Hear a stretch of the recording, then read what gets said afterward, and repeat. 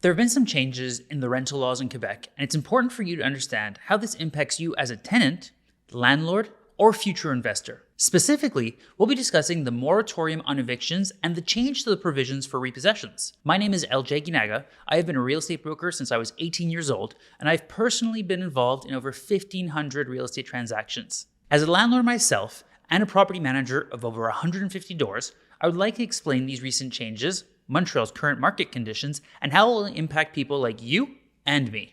First up, let's talk about the key changes in the law. There's now a 3-year moratorium on evictions. What does this mean exactly? Well, it means that you can no longer evict tenants in the province of Quebec in order to enlarge a unit, subdivide a unit, or in order to change the use of a unit, okay? So we really are focusing on evictions here. This is very different than a repossession, which has a completely different set of laws. Now, why have we put this ban in place? The province of Quebec wants to help protect tenants from getting kicked out of their properties, given the fact that there's such a low vacancy rate. Currently in Montreal, the vacancy rates are close to 1% or even just below that, which makes it very, very difficult to find a new place to live. Taking that into consideration, the government wanted to allow tenants to not have to worry about getting kicked out of their properties simply because the landlord wanted to change the use or do something different with the property, okay?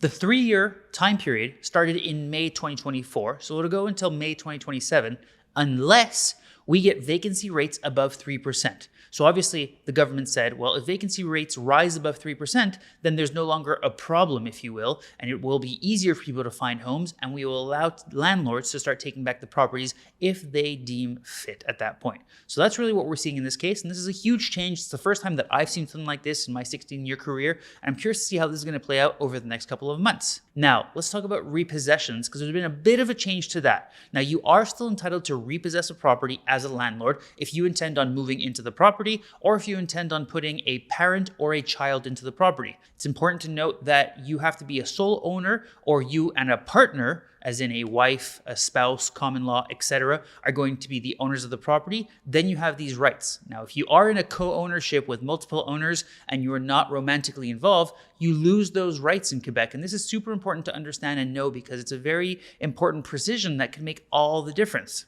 Now, the differences that we have seen to repossessions, really come down to the age of the tenant and how long they've been there and how much they earn. Up until a couple of weeks ago in Montreal, so until about May 2024, you were not allowed to repossess tenants if they were over the age of 70, if they had been at the property for 10 or more years, and if they earned less than the minimum amount to qualify for low-income housing in Montreal. So that was $40,000 for 2024 in the Montreal area. This is now being changed down from 70 years to 65 years, so you can be younger to benefit from this advantage. The 10-year portion has not been changed. That remains untouched. But now they've also increased the minimum salary from $40,000 to 125% of the minimum threshold to qualify for low-income housing, so from $40,000 to about $47,500, therefore making it more difficult to repossess people in these conditions. Now, there is still the provision in the law that states that if you're going to be replacing that tenant with an elderly person, so a parent, if you will, that you are taking care of, that you're responsible for, that meets those same criteria, you can still do that. You're basically swapping somebody out for somebody else who has similar criteria in that sense, but it's making it more difficult to do repossessions. So if you are an investor and you're looking to purchase a property and you want to move into it with your spouse, possibly, let's say a duplex, and then you planned on putting your parents into the upper unit or into the lower possibly, then you have to make sure you understand what is the age of the tenants, how long have they been there, and how much are they earning. And it's super important to know these things if you want to make sure that you can take advantage of the law and really just respect what the law outlines for us right now. Quebec is a wonderful province that has a lot of provisions to protect everybody, specifically tenants when it comes to this. And you really want to make sure you understand these laws before going through with a purchase and not being able to do exactly what you intended for in terms of the use case for the property. Now, let's jump into Montreal's current market conditions. There's a significant gap between the number of new builds and the actual housing needs. This imbalance contributes to the high rental costs and the low vacancy rates that we're seeing at this time. According to a report, the Greater Montreal area should see prices of properties increase by 8.5% year over year by the end of 2024. What do we make of this? Now, to be quite honest, I believe this is going to come to fruition. I spoke about it on a radio show a couple months ago, and based on the increases that we've seen so far into the year, we're halfway through it, I expect this to really be the trend. I've been saying it for the last couple of years. As soon as interest rates started coming down, we're going to see prices have a inverse effect, and we're going to see them start to increase. And now that we've seen that first drop in interest rates, even though it's not crazy large, we have seen the bond market come down a little bit. So we've seen fixed rates come down as well. People are hungry. People are on the sidelines for the last 2 years waiting to see when they were going to get back into the market, and they're getting in now. So we're going to see prices start to climb up as that demand continues to rise. Now, we spoke about this a little bit before, but vacancy rates are the lowest on record right now at 1.5% in Montreal, according to the CMHC report. This is super important to understand because it means that finding housing overall, whether it's for rent, whether it's for purchase, is quite difficult right now given this vacancy rate. And again, it's not directly correlated to the properties for sale, but it still makes you wonder what's going to be available given the fact that there's nothing available for rent at this time.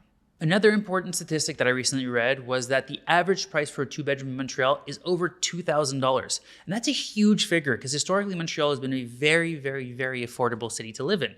Now, given the fact that we've seen this increase in prices, you can obviously understand that all tenants are feeling the pressures from inflation across the board right now, and shelter costs are quite high. And therefore, the affordable Montreal that we once knew is becoming less and less common practice. However, we are still significantly below Toronto, Vancouver, I believe even below Calgary at this point. So we're still behind a lot of the other major cities. We're just higher than what we've been used to for the last while. Now that you have all this information, what does this mean for tenants? Well, the reality is prices aren't coming down anytime soon. If you go see a rental, you like the location, you're happy with the condition, the price makes sense for you, I would snag it up quickly because you don't know when the next one's going to come up. What does this mean for landlords and future investors? Well, with rental revenue growing strong, you can understand that the cap rates are obviously going to start coming down. Properties are going to start getting more expensive because of this. However, we can realistically see good cash flow coming from properties for the foreseeable future. This tied in with the lower interest rates, it's making the Montreal market a very interesting place to invest in. And we've seen a huge jump in the amount of multifamily properties for sale and actually being sold, transactions as a whole. So investors are back in the market right now.